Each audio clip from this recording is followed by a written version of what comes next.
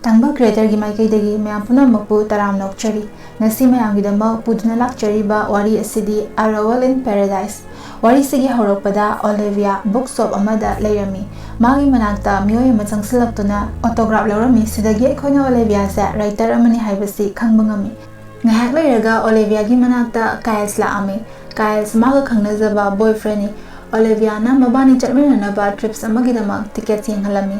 Trip adu numit kharani gidamak island amada koitharunabagini. Adubu Kyle na ai hauze ai career da mai onsinba pami aduna matam ariyamba laite. Ibani break up taurasi hairaktuna Olivia na khanjari masing adu loina kai helami. Kyle na hairamiba utlamiba sing aduda Olivia haraubadi oitre. Somdana Alexander Kowunu Pama Ulay, Mahal Millionaire Oibadanatana, Royal Prince Amasuni, Ma Oliviani Ikiba Larry Adu Paribani.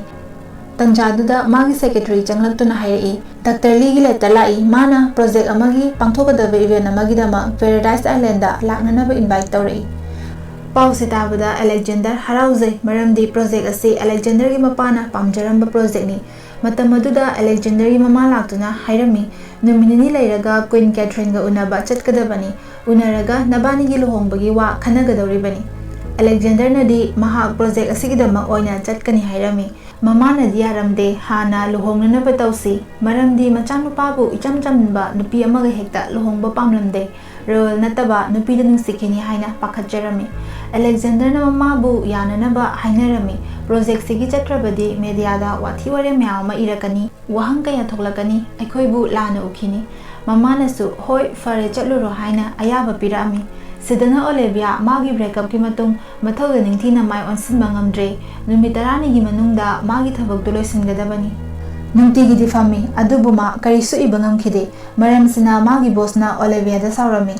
Mathoi karanangai thoknana bahaiduna bookshop amada laami mafam aduda Alexander ga maga thengjinarami mabani thengsinabadudha Olivia na pairak palarik sing adu loina tarami Alexander larik sing adu bulokhatpada mateng pangi Alexander na Olivia bu ubuda ngaihak yengduna lekhi hangai aikhoi hanasu thengnakrabro Olivia nadi thengnakhideda ainang hana ukhidri hairamaga chatkre Alexander larik tugi maningi cover da Olivia gi photo yauramba ukhi sidagi khangki Madi aina pamzaba lyric asigi author nina Olivia bu unanabagidamba mapanda prap thoklai Alexander adubu Olivia de leiramdre Olivia gi fibam sum sokchilai karigumba khara ige hairabasu khanba khak ngaire ibadi ngamdre matang asida magi friend Katie magi awabadu khangbiduna suggest tawrami nanga kailga chatkani hana tawramba island aduda chatlurasi mafam aduda chatlaga nangi anoba wari ibangambasu yai Khara kothokpasna so wakhal so khara nungaigani thajai Olivia su yare mamana biketi ga mabani island aduda chalami somda su Alexander magi secretary Wilson ga loinana private charter da landing tawduna island aduda thonglami hauze Olivia amadi Alexander island aduda makhoi nimag leire mabani thengnadu jala punsida thengnagadaba unagadaba leirabadi misaktuga kadaidanoma natraga kadaidanoma maphamadam amahektada adum thengnarakani Katie di hotel gi room hek yobaga swimming pool lomda chatkre Olivia di kaigumba khara ige haina hotne ngasi suma karisu ibangam khidre aduna maso pool lomdo oina laami mana lapna magi ex boyfriend Kyle's magi anoba girlfriend ga laibadu uraga lotlami lotlingai duda Alexander tungdagi kawrotuna lotlami ba mawong duda fagi on nokselai aduga ngakpina baso hairami Nahan bookstore thengnabada sak khangudabagidama ainangi lyric sing adu loina pai loina fazai hairei Olivia so magi lyric sing adu bu thagat pirak paidama haraujai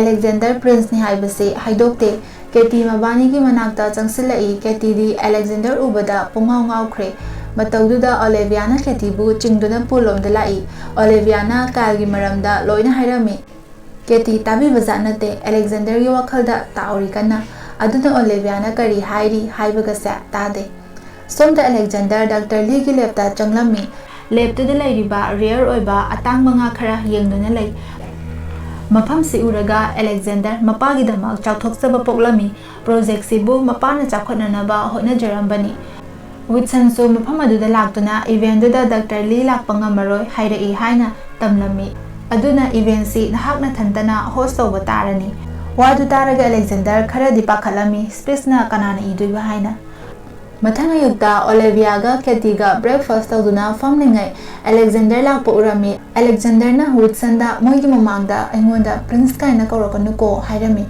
Mabani changsila ami Alexander na Whitson bu magi marupni haina saktaklami. Whitson gi makhada ma thabak tawi haina su hairami. Hayeng aikoi punna beach koiba chatsi haina invite tawrami. Adubu ahanbadadi Olivia yadu mande hairami. Katie na nakandagi hairami. Nang yari haina haibana chumni. Kyle gi mamangda aikoi su lenagadabani. Olivia su chumme haina Alexander na haibadu yathoklami. Sida Ridley kauba ahalorap tawraba nupa amasu leirami. Mana Prince bu kupna kari tawri haina senarami. Prince bu senanabagidama Queen's Pretitiana haibadi Alexander gi mamana tharakpani. Ridley phone tawduna kaisumhaw tawde punamak phajana adum leiri haina inform tawrami Queen da. Nongalaga moi haina kiba matung ina base to koirami punna sanaduna enjoy tawrami aduda sunatana Kyle's ki girlfriend ga loinana volleyball su sanarami maduda Kyle's porami. Kyle's di Olivia na Alexander ga loinana harauna leibududa chaami kalaami. Ngahak leiraga Alexander, Olivia, Whitson amadi Katie faminaduna wari watai sanarami pumnamaktu Ridley na uraduna Queen da hairami. Queen na nupidugi maramda information piraknanaba taw athubada kanano kadaidagino kari tawri haibana chingba. Ngahaki matung Alexander ga Olivia ga bis mapanda adum chatninaduna wari sanai mabani wari kya share dawnai. Olivia na aidi ibasa yamna pamjai masina aigi patientni. Alexander na magi mamagi maramda hairei mamana di mabu paisa tanba business samai onsinba pami adubu aina di nature ga naksinaba makoibu ngakpiba senbiba yokhatpiba pami. Mabani amana amabu nungshiba pamzabadi faunarami. Olivia di Alexander si Prince amani haibasi khazikpawa khangzaba nate icham chamba miyoi amani haina leijari. Magi room da changlaklaga Olivia magi novel ibadu haukhre. Katie room da changlaktuna ma Whitson bu date tawba haure hairakhi. Masi taraga Olivia su haraujai tanja aduda thongna kanano ma kaurai. Kauraiba nupadu Ridley ni. Champagne gi bottle ama piduna Olivia da magi ming hangai. Olivia su ming haiki. Ridley na champagne bottle si hotel gi site tagi pibani hairami. Aduga chatki. Olivia ga Katie ga su adum chamna normal oina khanduna accept tawrami. Ridley di Olivia gi ming khangabani na Queen da call tawduna hairami. Queen na internet da search tawduna thibada khanglami Olivia kai sunataba icham chamba writer amani. Princess ama sunate masida Queen du kaya harawramde maramdi mana magi machagi namak thiriba nupidu Olivia gumbinate. Queen na Ridley da order tarami Alexander amadi Olivia bu upai ama natraga ama tawduna naksana handanaba hotnagadabani.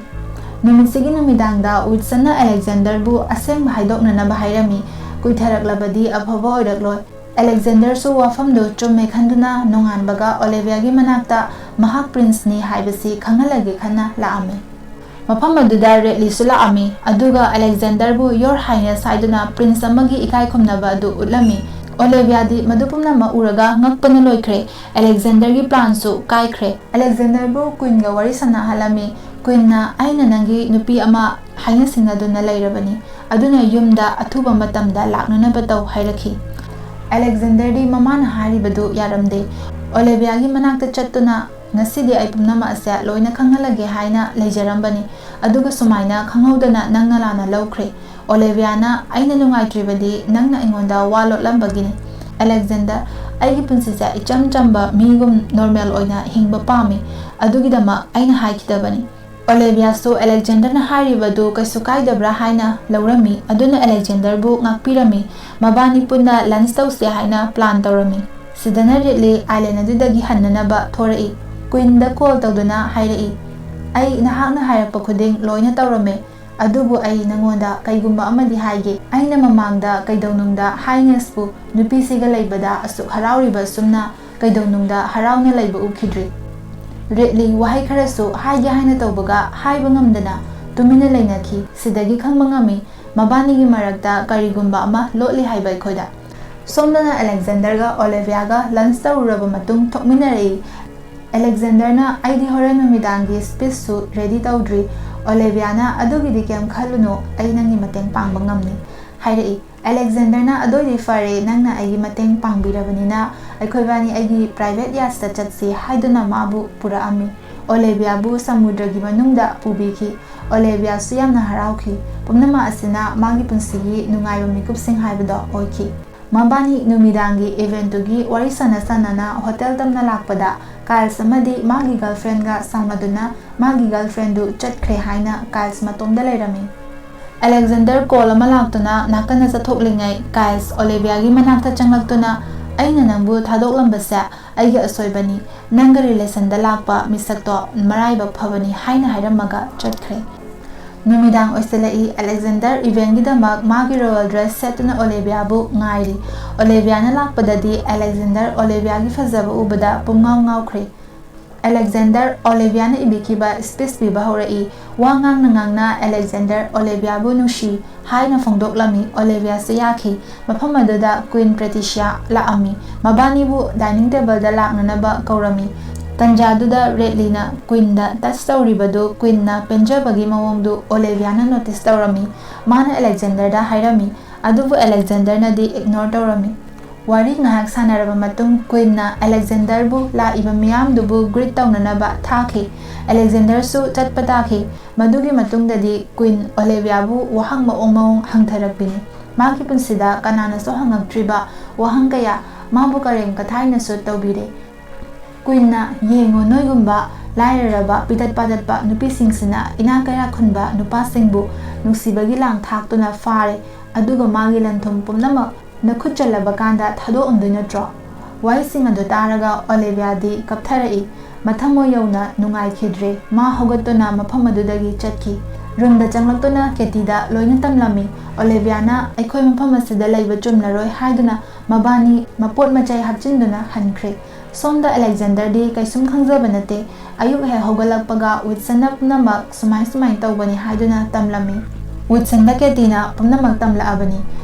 Adugi matungdadi kari tawruni. Alexander mamagi manakta laktuna aibu nangi nachanupabu karigidamak nungaina leiba pamdribano. Sagagi imungi niti niyamni haiba mayamsa ngakna chatnanaba hotnabada ai awaba oire. Nahakso waramgani miyamsigi mamangda oidaba haiduna leiribadu. Queen na karino nang nahairibadu ay gyan tade. Alexander Queen amadi Redligi lainariba marigi matangda puthoami. Nangdi nasamak na pamzaba nusizaba losindana thamlibasini aduna atopagidi karibu khanbiruni. Queen na machana hariba pnama adu taraga kapna hairi ay mipum khudingda ay bodyguard punushi maga ipunsi chupa hingba pami hairabadi miyamsina phata wakhal kaya khanbigani ngangnagani aina aigi nupabu maramasina hatpani haina phauba ngangnakiba yai.